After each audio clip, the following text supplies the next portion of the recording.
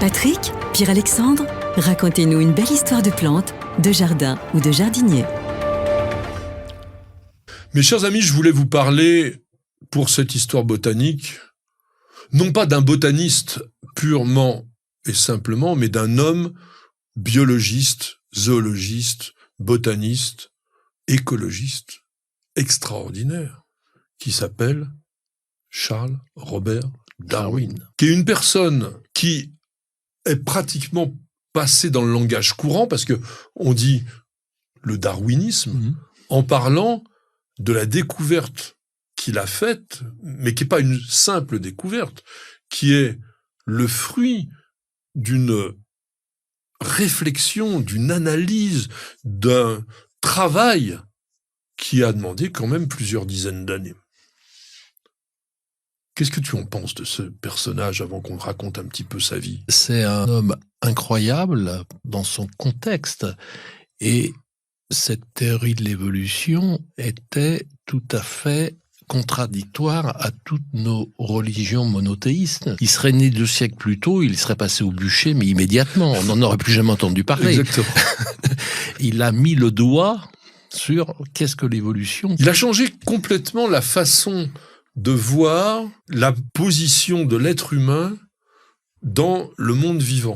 On ne serait plus maître de la Terre.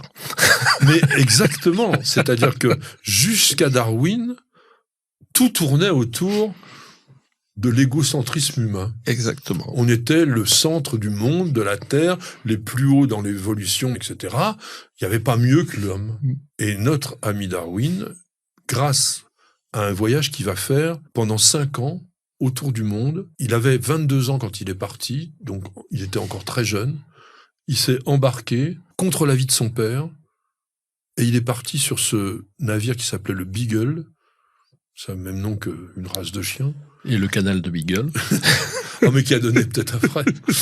Il a étudié, parce qu'il a passé pratiquement les 2 tiers de son temps à terre. Le bateau avait plein d'avaries, il avait plein de problèmes, et lui, donc, il allait voir la nature, il explorait, il regardait, et il avait un sens du regard qui était assez fabuleux, parce qu'il s'attachait à voir les détails. Et quelle a été cette théorie qui a bouleversé, mais révolutionné son époque ? Eh bien, tout simplement que toutes les espèces vivantes ont évolué au cours du temps à partir d'un ancêtre ou de quelques ancêtres communs, et il a appelé ça la sélection naturelle. Donc ça voulait dire quoi ?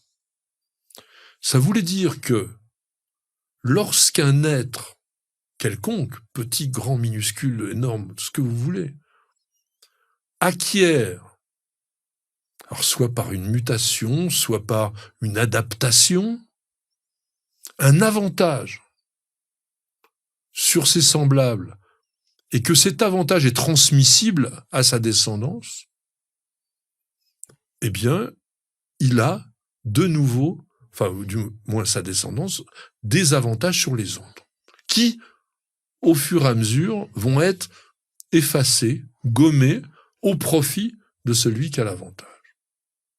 Or, ça peut être énormément de choses. Ça peut être une couleur qui le dissimule, ça peut être une plus grande force, ça peut être au contraire d'être moins costaud pour pouvoir disparaître, ça peut être du mimétisme, ressembler à quelque chose de poison. Enfin, il y a des milliers d'exemples aujourd'hui dans la nature.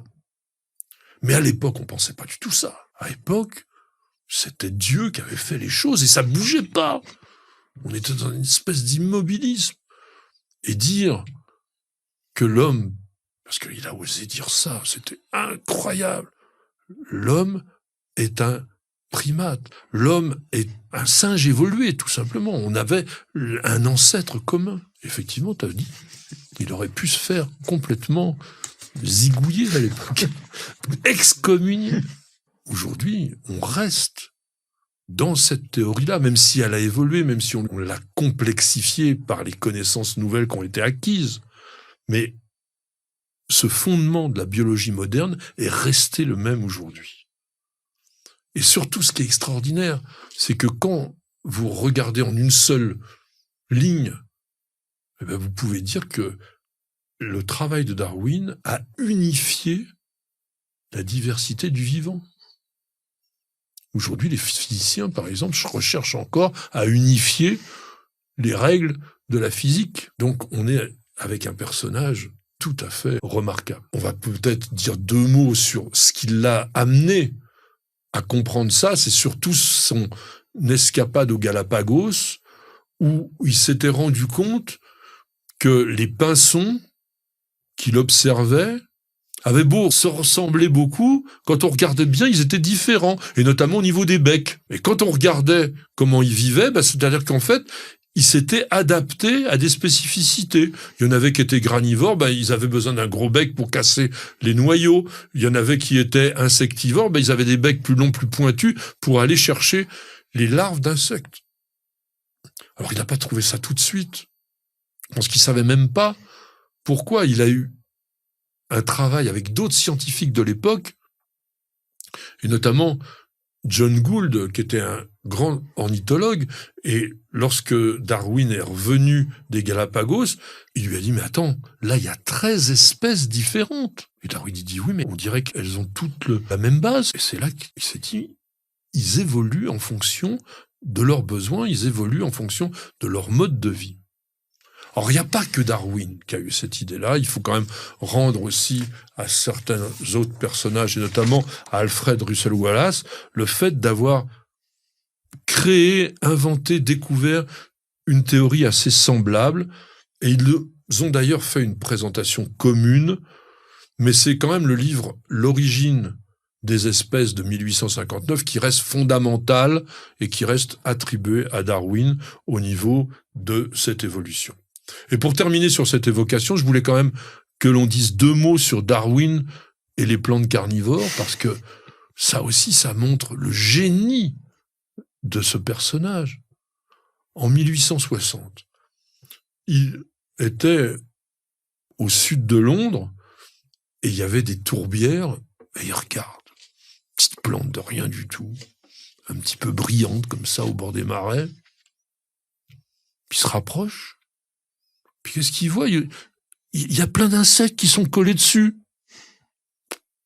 Il dit, tiens, c'est quand même un petit peu bizarre. Alors il ramasse des échantillons, et puis, c'est un bosseur. Il lui faudra 15 ans. 15 ans de travail pour qu'il publie le premier livre, qui est d'ailleurs toujours une référence en la matière, sur les plantes carnivores, qu'il a d'ailleurs appelé, avec un nom beaucoup plus juste, Insectivorous plants, les plantes insectivores. C'est pas des vraies plantes carnivores, c'est des plantes qui mangent des insectes.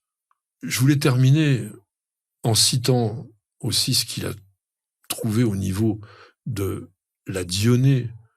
Il a dit, c'est l'une des plantes les plus merveilleuses du monde.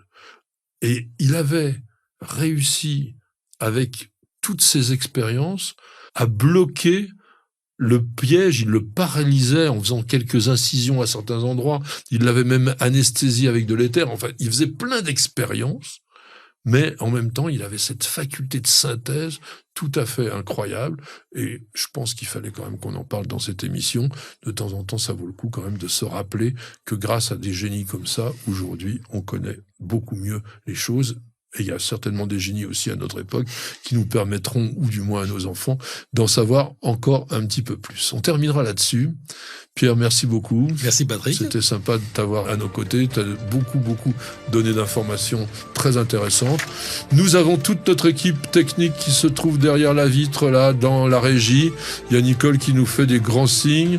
On a aussi la petite Perle qui dort, mais qui est tranquille et qui est notre mascotte. On vous aime tous. On aime le jardin, on aime la nature et on partage ensemble de bons moments. Et on les partagera de nouveau la semaine prochaine. Alors, à très bientôt et bienvenue au jardin.